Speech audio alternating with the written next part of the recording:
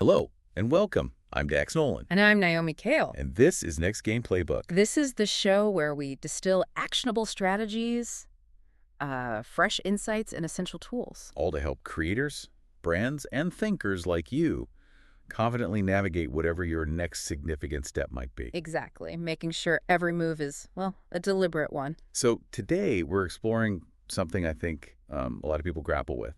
Have you ever found yourself standing at what feels like a really foggy crossroads in life? You're looking for a path, maybe, but there's just no map in sight. Mm-hmm. That feeling of being lost, maybe after graduation or a big career change, or even just new responsibilities piling up, it's incredibly common. It is, even if it's not something people talk about openly all the time. Right. And that's why today we're basing our discussion around a really timely article from our own site, nextgameplaybook.com. It's called How to Get Started in Life, a Guide for Beginners. Okay, a guide for beginners. Well, yes, but don't let the title fool you into thinking it's simplistic. It actually suggests that this feeling, this uncertainty, it isn't some kind of personal failure. It's not. No, the article argues it's actually a natural part of growth, maybe even a necessary one. Okay. The core idea is that with the right approach, this uncertainty can genuinely transform into opportunity. It outlines a pretty structured way to find your footing, focusing on, self-discovery, taking small actions, basic well-being, and having a flexible mindset.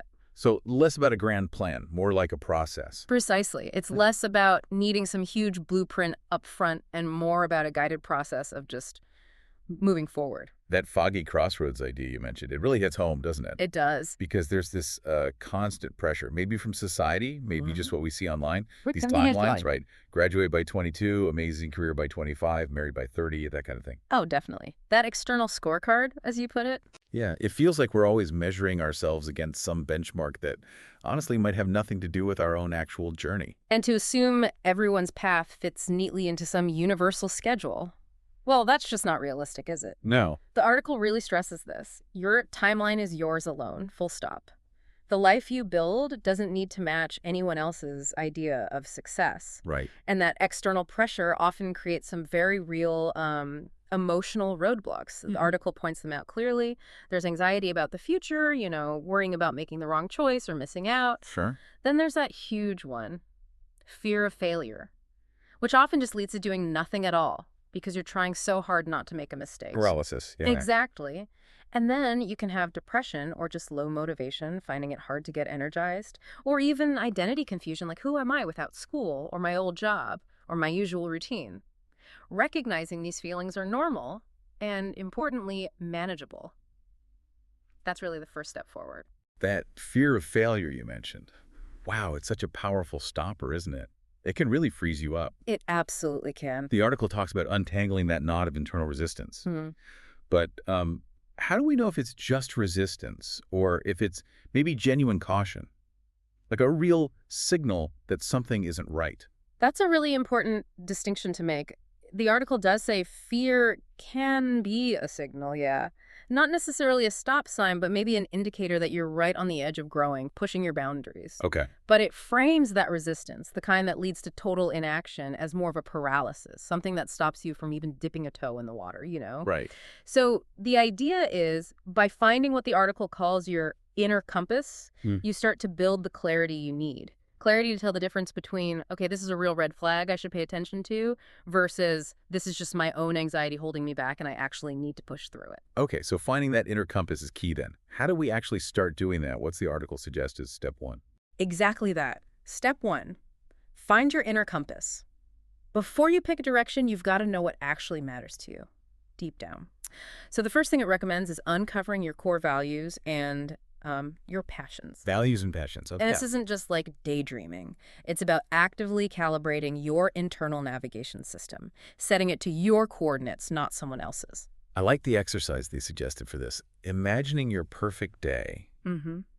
But not just the highlights, right? It's about the small things. Like what activities make you completely lose track of time? What kind of environments just make you feel comfortable at home? What conversations energize you? Yeah. Thinking about the feelings, the sensations, not just the big shiny achievement. Precisely. What gives you that sense of vitality? Because that's the fuel you need for the long haul. Yeah. And then that internal exploration gets boosted by the next part, Building self-awareness, Yeah. things like journaling, maybe meditation, or just regularly checking in with yourself. How am I feeling? What drained me today? What actually gave me energy? Seeing the patterns. Exactly, seeing the pattern. Because we get bombarded constantly with external ideas of what success or happiness should look like. So building this internal GPS, as the article puts it, lets you navigate by your own authentic voice, not just by what society or your social media feed tells you should matter to you. Calibrating your internal navigational system. I really like that phrase. It sounds so much more actionable than just figure yourself out. It does. It implies agency. So, okay, once we have a better sense of that internal direction, that compass, what's next? The article says, take action, but small steps. Yes. Step 2. Take action one small step at a time. This is crucial. It's not about trying to revamp your entire existence overnight. That's usually overwhelming and unsustainable. Right, burnout waiting to happen. Totally. So instead, it's about breaking down those big, maybe intimidating goals into really small, manageable tasks. Like your example earlier, instead of find my dream job, maybe it's just research 3 companies I like this week, or update my resume. Or apply to one job. Or just one. Exactly. It makes the whole thing feel less daunting, more achievable. And the article really details this. Breaking big goals into micro goals. Why? Because small, consistent wins build momentum. And just as importantly, they build confidence. Okay, that makes sense. And it introduces something called the feels better rule, which sounds a bit simplistic, but it's interesting. She's better rule. Yeah. When you're faced with choices, especially small ones about how to spend your time or energy, ask yourself, which option genuinely feels better right now? Now, this isn't about avoiding hard things you need to do. Okay, good. It's more about aligning your actions with things that inherently give you a little bit of energy or spark your interest, even slightly. It helps make the path sustainable because you're not only relying on willpower, there's some genuine interest pulling you forward. Aligning with what energizes you. Right. And the whole idea of progress over perfection is huge here, aiming for maybe just 1% improvement daily. 1%. Doesn't sound like much. It doesn't, but it compounds significantly over time. And it embraces imperfection as just part of learning. Because the key takeaway here, and the article states it really clearly is, you learn more from imperfect action than from perfect inaction. Okay. You learn more from imperfect action than from perfect inaction. That's powerful. It is. But, you know, we live in a world, especially online, that seems to reward polished perfection. Isn't there a risk that just focusing on imperfect action could lead to, I don't know, complacency, settling for good enough when maybe we should be striving for better? That's a valid concern. And the article sort of anticipates it. It's not really advocating for doing sloppy work or having low standards. It's arguing for building momentum. Momentum, okay. Yes. The idea is that consistent small improvements, even if they aren't perfect right out of the gate, lead to significant progress over time. And crucially, they give you feedback. The feedback loop. Exactly. You do something, you see what happens, you adjust. Perfectionism, on the other hand, often stops you from even starting. You get stuck in paralysis by analysis, as they call it. Which is definitely a real thing. Absolutely. So it's about getting the wheels turning, starting the journey, and then iterating and refining as you go. Like learning an instrument, you don't wait until you're a master to play your first note, right? You stumble through it first. That's a good analogy. Okay. So you start taking these small, imperfect steps, but you need a solid base to do that from, I imagine. What about building the foundation? You read my mind. That leads directly to step 3. Build your foundation for growth. And this covers some really fundamental stuff. First up, prioritizing your mental and physical well-being. The basics. The absolute basics, but they're non-negotiable. Getting enough sleep, decent nutrition, regular exercise, these directly impact your ability to think clearly, stay motivated, handle stress, everything. And seeking help if needed, right? Therapy. Yes, definitely. If you're facing deeper mental health struggles, the article stresses that getting professional support like therapy or counseling can be transformative. It's not a sign of weakness. It's a tool for strength. Okay. And besides well-being. Alongside that, it talks about learning essential life skills, things maybe we weren't taught explicitly. Like what? Financial literacy, understanding budgeting, saving, maybe debt. Basic stuff.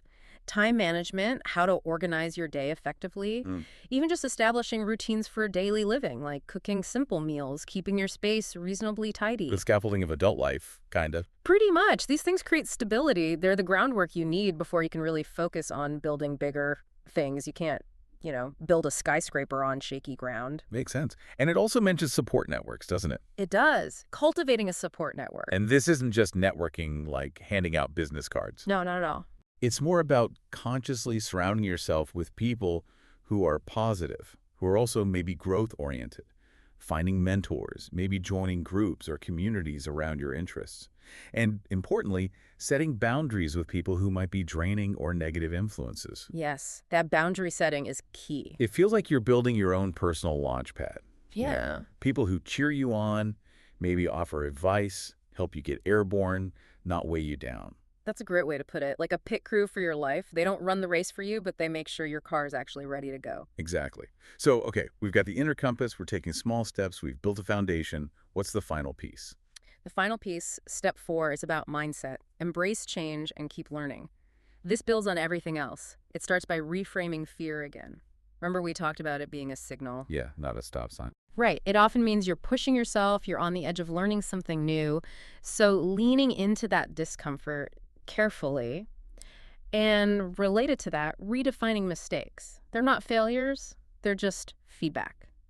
Data points you can learn from. Okay, feedback, not failure. That's a helpful shift. It really is. And a crucial part of the step is staying flexible. Your first job, your first big project, even your current passion, it might not be your final destination, and that's okay. Life changes. Life changes. Being open to pivoting, adapting, exploring unexpected turns, that's where a lot of opportunity lies. And comparisons, the article mentions that too, right? Keeping your eyes on your own path. Strongly advises it. Focus on your journey, not comparing it to others, especially not the curated versions you see online. The only useful comparison is against your own values, your own goals, your own progress over time. It really feels like the whole article reframes that feeling lost idea. It's not a sign you're broken or doing life wrong. Not at all. It's more like a necessary phase, a developmental stage almost. Mm-hmm. And if you approach it with intention, with these kinds of steps, it actually becomes the process that reveals your direction. Precisely. It's like the fog isn't a barrier, it's just the condition before the view becomes clear. You have to walk through it. And what strikes me is how deeply interconnected all these steps are. Self-awareness, for instance. It's not just something you do at the beginning, it's the constant feedback loop. Ah, right. It informs the small steps. Exactly. It makes those small actions meaningful. It builds resilience. It helps you recalibrate when you hit a setback. It's like the underlying operating system for your personal growth, constantly updating based on what you're learning. Okay, so this exploration really emphasizes that your journey, well, it starts right now, wherever you are. Yes, that first small step. So if this conversation sparks something for you, or if you know someone else who's maybe navigating their own maze right now, please do share this with them. Yeah. And hit that subscribe button so you don't miss our future discussions. It genuinely helps us reach more people. And for the full article we've been discussing, how to get started in life, a guide for beginners, plus other resources we mention, one on mastering decision-making in uncertain times, just head over to nextgameplaybook.com. You can also subscribe to our newsletter there. And we genuinely appreciate your perspective. Leave a comment on the article page or on this episode's post. What are your experiences with finding your path? New insights and strategies arrive here weekly, all designed to equip you for your next move. We explore everything from, innovation strategies and personal development frameworks to leadership ideas and emerging trends, always aiming to bring clarity to your next steps. So until next time, keep building your playbook. And keep moving forward.